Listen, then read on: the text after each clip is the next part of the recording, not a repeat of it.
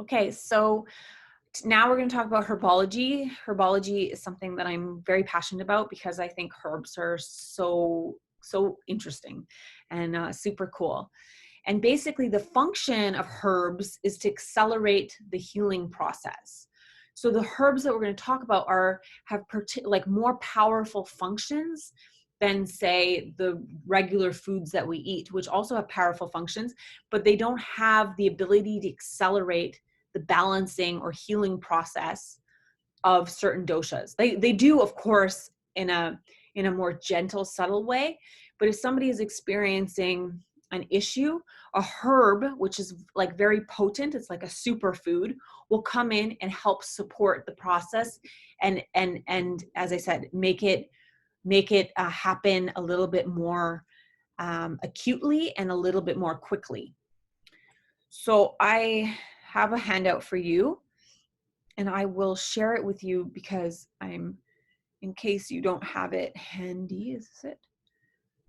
No, here. No, here. Okay, so these are the Ayurvedic herbs. There are many, many of them, but I'm going to share the ones that are safest for you to experiment with without my, hand holding, and also ones that are more common. So we call herbs rasayanas, which is the science that lengthens lifespan. So they're basically medicinal. Okay, so obviously I have to put in this clause that if you're going to experiment, it's best to check with me first. Although that almost all of the ones that I'm sharing here are pretty safe for you to use, you might want to just check, especially if you have a particular condition. And none of the Ayurvedic herbs interact with medication. So they're usually very safe to use even if you are taking medication. You can always check with your doctor, but just know that your doctor is not an expert on herbology.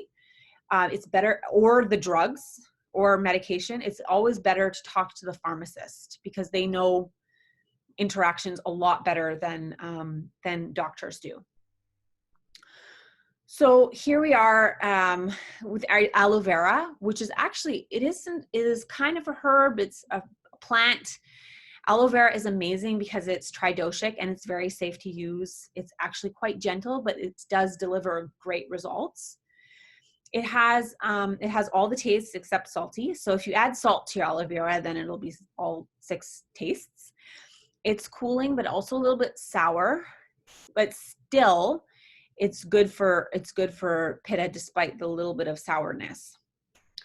It's good for the liver and the spleen. It regulates sugar and fat. It aids in circulation, balances the digestive system, nourishes the female reproductive system because it's very lubricating.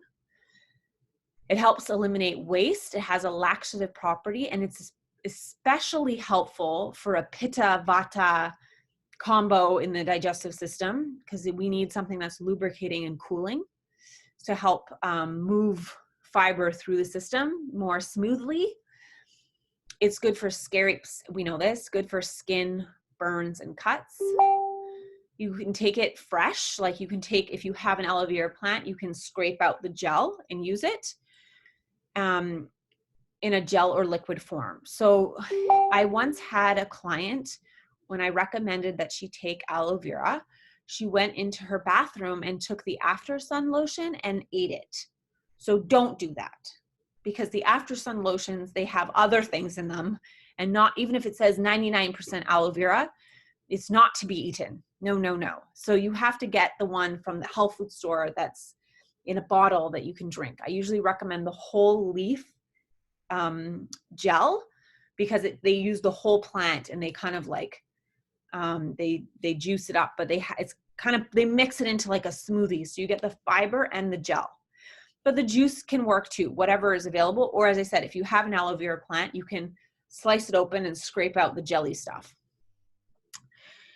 It can be combined with other hot herbs, so to help balance and aid absorption. So if, for example, somebody is very pittic and we want to give them a herb that will help them, but we don't want to disrupt their pitta, we would give them the herb with the aloe vera. So a very common combination I do is trifla, which is the next herbal blend that we'll talk about, I will say take trifla with aloe vera and water, just because aloe vera will tone down any heat that might be in that herb. So it'll help balance it out. So trifla is probably the most famous Ayurvedic blend. It is a blend, it's triphala, so it's 3, and it's tridoshic. So it's composed of these 3 herbs. Actually, they're fruit. They're like little berries. Amlaki, harataki, and I never pronounce this one properly. Bibitaki,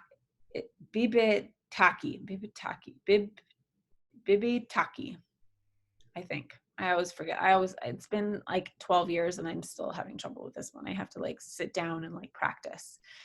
But anyway, those are the 3 herbs. So basically, because they're tridoshic, it has a gentle rebalancing effect. So this is a herbal blend that you can take your whole life. It's like our multivitamin, and its job is to remove excess. So if there's excess of 1 dosha or 2 doshas or 3 doshas, it helps to kind of rebalance. So whatever is in excess, it helps to clear it out of the body. So the amlaki, because of this, it has a gentle laxative effect. The amlaki this is an amazing, amazing herb. Listen up, this is very important herb. Amlaki is extremely high in vitamin C, but unlike almost every other fruit or vegetable that's high in vitamin C, it's low in acid. So it's actually very, very good for pitta because it's cooling. Almost every other plant that is high in vitamin C, like grapefruits, lemons, limes, citrus, all these things are high in acid. So they can negatively affect pitta. This is the one vitamin C that is good for pitta. Harataki is a heating herb. So pitta has to be a little bit careful with harataki. Sometimes in the past, when I had more access to Ayurvedic herbs, I would get them in powder, and I would be able to make a trifla blend that would be like per person. So if I knew that person was high in pitta, what I would do is I would put just a little bit less harataki so that it wouldn't affect their pitta so much. But when we buy it in the store, the blend is pretty even. Not a problem. We just have to be aware that the harataki might influence pitta in a negative way if you take it for too long, or if you take it, say, with, like, if you add aloe vera gel, then there's no problem because then it'll balance. So it makes you, basically, this is the one that makes you go to the bathroom. So this has that laxative effect, and it's really good for the nervous system. So it's good for vata. And bibitaki, there you go, clears the channels, and it's a laxative for kapha. So it helps to kind of push things through. It's good for kapha. And then, so basically how you take it, depending on which dosha is out of balance, you can take it with different things. So if you take the herbs with a complementary herb, then it will make it work better. So for example, for vata, we might take it with milk or with ghee to give it more of a lubrication. So what basically you would take like warm milk, and you would either, you could either soak the trifla in the milk, say during the day, and then drink it at night. Or I always recommend that trifla has like kind of like a bit of a tang that's pretty intense, and most people don't like the taste of it. So to take it in capsules, and then you don't have that problem. And then you drink it with warm or hot water with ghee, or even milk and ghee that's warm. For high pitta, we would take it with aloe vera gel as well. Or you soak it overnight in water, so you cool it down. The same way you rehydrate, say, herbs and nuts, you would do this. You can do the same thing with trifla. You soak it overnight, and then you drink it in the morning. And then for high kapha, we give a little bit more water, and or and or we add an accelerator herb that's very hot. It's a funny one. It's called Googaloo. And basically it's used to accelerate the function of other herbs. So kapha, which needs more acceleration than other doshas, benefits a lot from Googaloo. So it kind of just like boosts up. It's like a jet pack for the trifla, which sometimes kapha needs because sometimes they're slow to react to things. So the trifla Google combination is a common one. You can actually buy like a blend that's trifla Google, and that's the one for kapha. Amlaki, so we just talked about that. So this is just the one of those 3 components of trifla. It's really good for pitta, but it's also good for all of the doshas. It means the sustainer in Sanskrit. So it helps to sustain the function of the other doshas. It strengthens the immunity system and cools the body because it's a very powerful vitamin C. It helps to build ojas, which we'll look at in our next, which is one of the vitalities, basically. There's 3 vitalities and ojas is one of them. So it helps build vitality. It also helps with constipation, depression, diabetes, hemorrhoids, hepatitis, high blood pressure, hypoglycemia, indigestion, urinary tract infections, inflammation of all sorts, and many other, pretty much any condition that is benefited by a boost of vitamin C. Ashwagandha, you've probably heard about this one. This is a lovely, this is one of those magic herbs. All of the herbs are magical, but this one is really cool. So ashwagandha is like a cousin of ginseng. They often call it the Indian ginseng because it has these rejuvenating properties. The English name is winter cherry, and it means the smell of the horse in Sanskrit. Ashwagandha, the smell of the horse. I have no idea. There must be some kind of mythical story behind this, but I don't know it. I have to find it out. That's kind of very interesting. Botanically, ginseng and ashwagandha are unrelated. So they're kind of like, I guess when I mean cousin, I mean it's like because it does similar things. It's very good for decreasing vata and kapha. So that means that pitta has to be wary of it because it's probably a slightly heating. It's often used to promote strength for immunity system after illness. It's the main herb in a chronic illness or major crisis. So we give this to kind of support the life force of whoever is going through cancer treatment, pregnancy, not that those are related, but like whenever there's a big change in the body, basically we give ashwagandha to help support the body. It's really good in if people are suffering from basically any kind of illness that could benefit from a support, so long as it's not like a super high pitta issue. It's also a very, very important after birth for people who are pregnant. So this is the one that you need to kind of like after birth to rebuild your body. It's a very powerful adaptogenic herb that helps combat the effects of stress. It basically helps general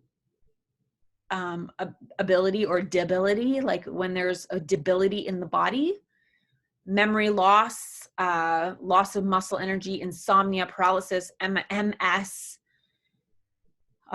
anemia, infertility, regulate the hormones, anything having to do with vata, but it won't mess up the other doshas. So it's a really awesome one. So if you're like, I want to experiment with like herbs, I would do trifla and ashwagandha. So it's good for any kind of weakness. It reduces anxiety and depression without causing drowsiness. It helps the brain cell degeneration, or helps, I should say, regeneration, not degeneration. It doesn't help the brain degenerate, it helps it regenerate. It stabilizes the blood sugar, so you know it probably is pretty good for people who have diabetes. Helps lower cholesterol, offers anti-inflammatory benefits, anti-malaria properties, and this is the herb for men. It's like the male Viagra in Ayurveda, because it increases that potency. So it basically rebuilds all of the tissues. What's very cool about ashwagandha is it's actually a herb that helps you sleep at night, but gives you energy during the day. So it has this kind of dual action. It basically removes the haze, the fatigue haze that you might feel like when you're not fully asleep, you're like half awake.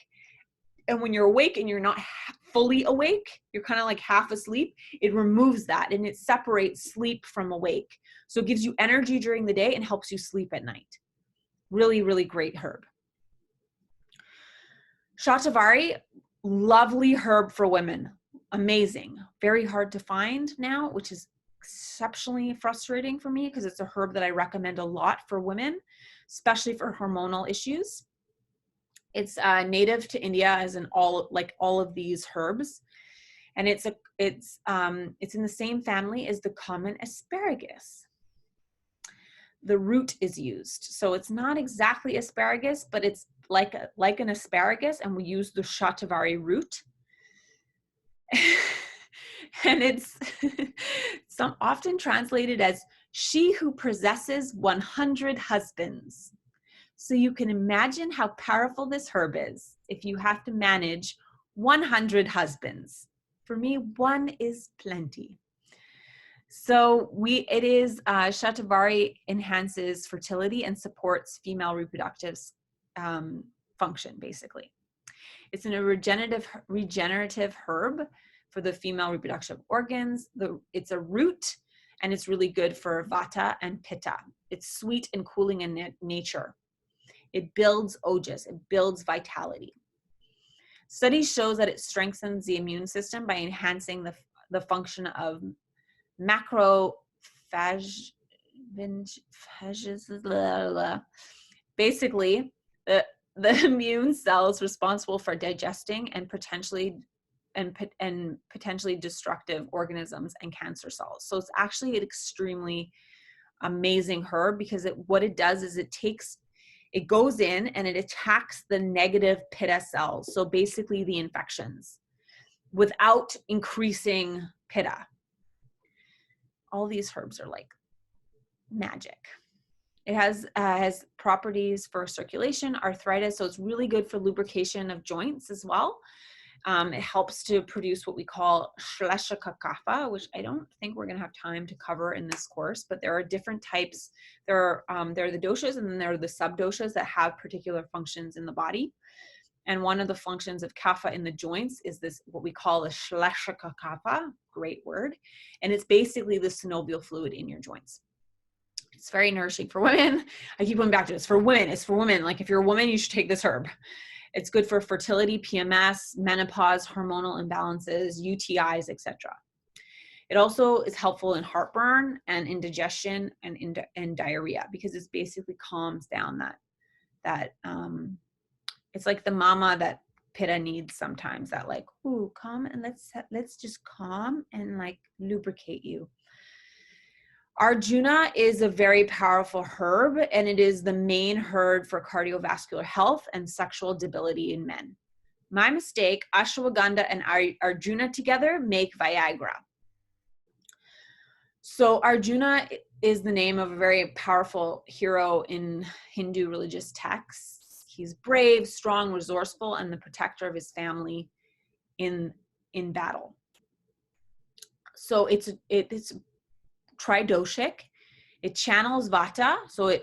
And actually the story of Arjuna is that like there was a war and Arjuna's side was losing, and like everyone was like, was devastated, and he was the last hope, but he had no more weapons, and like the enemy was approaching, and all he had was his chariot that was broken.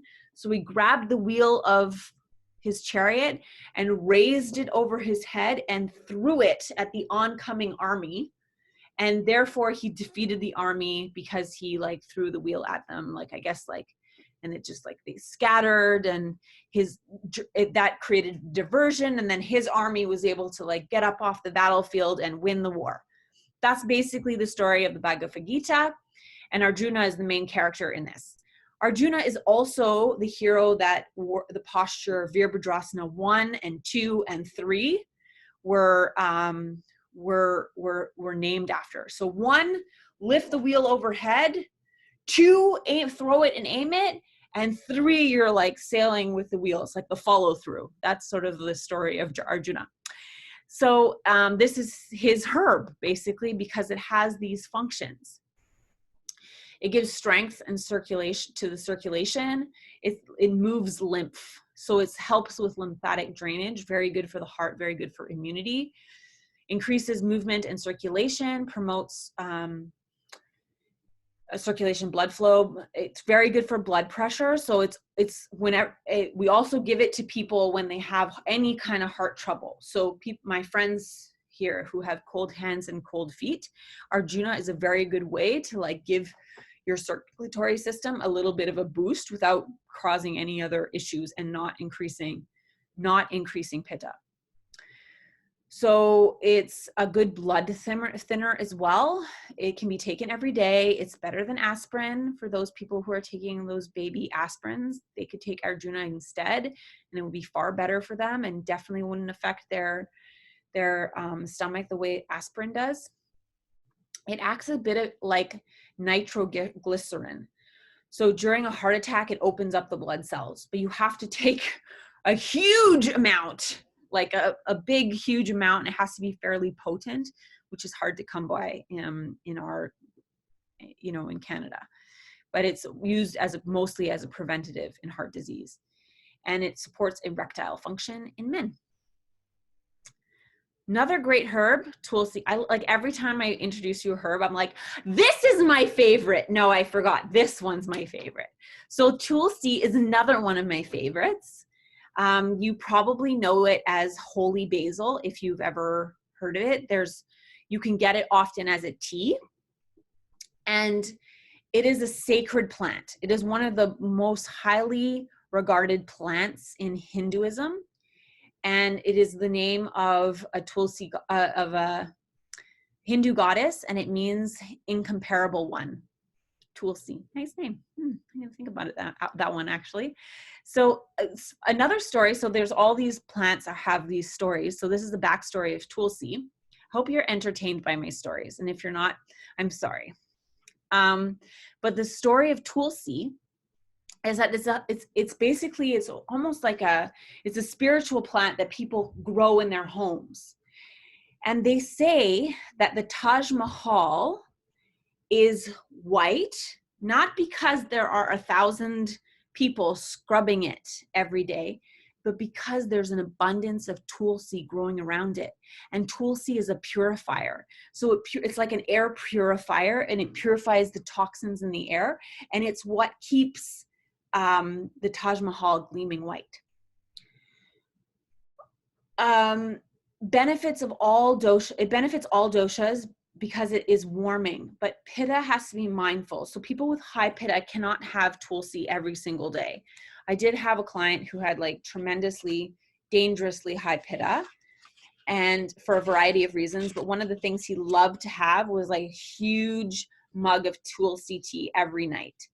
And he was like, I've heard the benefits of Tulsi are great. I'm like, they are, just not for you every night. So if you are one of these pitta people that tends to go high pitta, it is not something that you should take every night. It's a little bit different than regular basil. Italian basil is sweet and Tulsi is stronger in flavor. So if you actually have dried Tulsi, you can cook with it because it has this basilic taste, but it's a little bit stronger. It's basically an antibiotic. It's antiviral, antibacterial, anti-carcinogenic. So it's got all of these great properties. It's detoxifying, cleansing, and purifying because of what I was just mentioning of the Taj Mahal. But it does this within our bodies as well as the environment. We often give it to people who are grieving because it's spiritually uplifting. It's very healing for people who are going through chronic illness, as well as for the people who are taking care of the people through chronic illness. So it's beneficial for the patient as well as their caregivers. So all doctors should also be taking Tulsi regularly unless they have very high pitta, which most of them do also. So they have to be mindful, but it's good in short periods. And it works on the nervous system. It helps with digestion and respiratory system. It clears the energy channels, it elevates the spirit. We call it the spiritual antidepressant. It's good for colds and flus, lung problems. It removes high vata from the colon. It strengthens the nervous system, including the memory. It can be taken in capsule form or in tea form.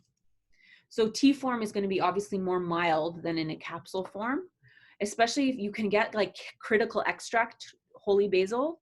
There's a company called New Chapter that has it. It's amazing. And I have another story about this herb, but I used to be, I've worked for a variety of supplement companies, and one of the companies I worked with was New Chapter. It's a great company. It's based out of the US. And they have these critical extracts. So basically they use the oil. So the oil is the strongest, but it's also the most heating. So whenever you take a critical extract, like an essential oil, it's going to affect you. It's going to be a lot more potent, and it's going to be a lot hotter than if you take the plant itself. So Tulsi, holy basil, New Chapters has it in a critical extract, so in like an oil form, in a capsule. And one of my private client came in, and she was all like aggravated one time, and I gave it to her, and it was like complete sedative. Like she was like, I feel like I'm on something. And so then every time she came in, she's like, hit me up. I need to have my holy basil before I do yoga. So it was like this, it was so powerful that she noticed immediately this like zenning out. I guess in the same way that CBD oil does that. I haven't worked very much with CBD oil, but I know that it does have that effect, but Tulsi does as well. So yeah, so that's my Tulsi story. So these are some blends that work well for everyone. Triphala is a blend. We know it's 3 herbs, helps in digestion. We talked about this. It's good for children as well. Chyawanprash, I showed it to you the other day. When we did, it's like this jam-like substance of 40 herbs.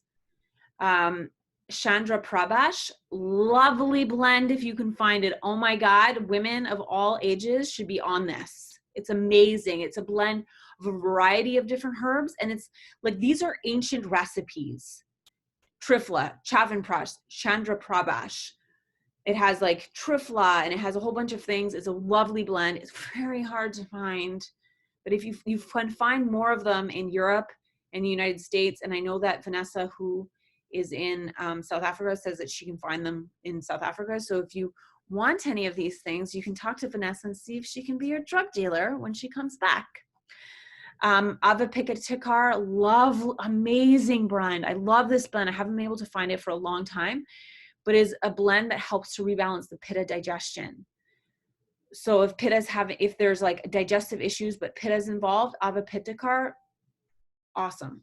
Trikut, a blend of 3 peppers, very hot, amazing for kapha.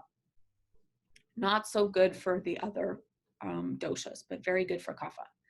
There's a nice formula called Liver Care from Himalaya. I know the Himalaya products really well because I also worked for this company as an educator. It's a really amazing blend for the liver. So it's not only for the liver, but it's also for the skin, because the liver is what feeds the skin. So if you have skin problems, acne, whatever, Liver Care, actually I'm thinking of a couple of you could really benefit from Liver Care. So ask me about it in your one-on-one if Liver Care is the right formula for you, because that one's easy to find and it's an amazing blend. And what's cool about Himalaya is that they do clinical trials. And so they can study the results. So anybody who has liver issues, it's like Liver Care is a thing, but it's also good for skin. And Stress Care, also from Himalaya, is a very good adaptogenic herbal blend that's amazing, and it's very good for sleep. It's for moods. It's for depression. It doesn't necessarily replace like antidepressants, but it's very supportive for mood regulation. And then if you're interested in herbs, hopefully my passion just like sparks something in you. You might want to look at, these are the herbs. These are the the centers that you should look at. So there's a book, The Yoga of Herbs by Dr. David Farley. It's a bit complicated, but it's a really good, like, it's not too thick and it's a good resource guide. John Douillard is, excuse me, is an American Ayurvedic person, and he has a lot of information on his website. And I think he also teaches courses. I'm not sure. And then Himalaya Herbs, that is the company that is probably the leading Ayurvedic herbal company in Canada. And sometimes Ayurvedic herbs, in the same way actually as cannabis and hemp, are they absorb a lot of toxicity from the ground. So when they're not sourced properly, they can have heavy metals in it.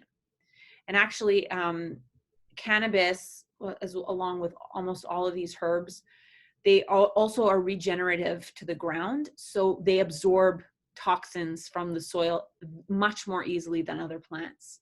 So if you are into CBD and or cannabis, like, be really mindful of where you source that, because you could be taking in like heavy metals like mercury and other not so great things. And that's why there's sometimes you hear news articles where not CBD, but where Ayurvedic herbs are recalled because they might be grown in areas that are very polluted, or in places that have less strict guidelines. So they end up having like high levels of mercury, or even arsenic or lead.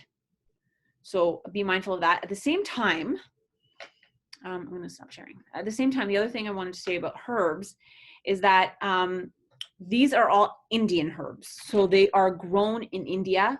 So if you find the same thing that was grown in the Laurentians, I think Clef des Champs, which is a great herb company, they grow a lot of these herbs. They're not as potent because they're not coming from the motherland. So so you kind of want to see where it's kind of like getting wine from Niagara versus from Italy. The plant is going to be different, you know? So it's not, I'm not saying it's bad. I'm just going to say it's different, right? And since wine isn't what we use for, you know, general healing, it's more important to get something that's potent, that's going to actually work. Also, another thing I learned about herbs, I tell you, I'm very passionate about this subject, so sorry if this is boring, but the way they're packaged is also important. So they generally have a potency of about 6 months to a year. They're not going to go bad, but they're going to lose their strength. And they also lose their strength when they are shipped in big open vats, because water gets in. And some of that, this company, I also used to work for them, so I know that like Organic Traditions, they have a lot of like very inexpensive loose herbs. Like I think Trifla is like $6. Whereas if you get a company like Banyan Botanicals, which is only from the US, unfortunately, or Himalaya, they're a lot more expensive. But the herbs, the Organic Tradition herbs, Shatavari being one of them, because it's like the only company that's currently carrying Shatavari, it's very weak. It's like, it doesn't do very much. It's kind of like more of a placebo. So because they ship in open vats and then they repackage them in Canada, and so it loses its potency. And plus, I don't think they take the most powerful parts of the plant. I think they get the leftovers. Whereas a company like Himalaya is kind of gets like the best of the best part of the plant. And they also, by the way, Art of Living, I know some of you are interested in Art of Living. They have a great line of Ayurvedic products called Sattva. Sattva herbs. If you can get them, they're also great. They're also really great. Hard to find, but great. All right, so that concludes Herbology. Hope you found that it was interesting. I've also included a handout to remind you about the benefits of ghee and how to make it.